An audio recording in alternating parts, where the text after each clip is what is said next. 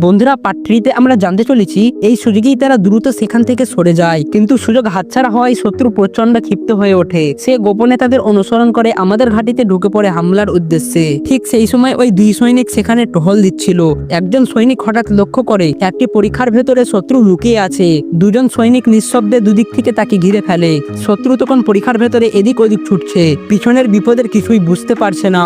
একজন তরুণ সৈনিক নিঃশব্দে তার পিছু নেয়। ধীরে ধীরে তারা আশ্রয়ের ভেতরে জটিল পথের মধ্যে ঢুকে পড়ে। অন্য সঙ্গীটি ইতিমধ্যেই অন্য দিক থেকে অবস্থান নিয়েছে। তরুণ সৈনিক নিজেকে প্রস্তুত করে সামনে এগিয়ে যায়। ঠিক তখনই শত্রু পেছনের পায়ের শব্দ শুনে ফেলে। সেই সঙ্গে আশ্রয় ছেড়ে দৌড় দেয়। কিছু দূর গিয়ে দেখে সামনে আরেকজন সৈনিক দাঁড়িয়ে আছে। ভয়ে সেদিক পাল্টে পালাতে চেষ্টা করে। পিছন থেকে তরুণ সৈনিক দ্রুত ধাওয়া করে গুলি চালায়। গুলিটি শত্রুর কাঁধে লাগে আর রক্ত ঝরতে থাকে। রক্তের দাগ দেখে সৈনিক আরো দ্রুত এগিয়ে যায়। হঠাৎ পাশ থেকে নিঃশব্দের শব্দ ভেসে আসে। সে মাথা তোলে আর যা দেখে তাতে মুহূর্তে হতবাক হয়ে যায়।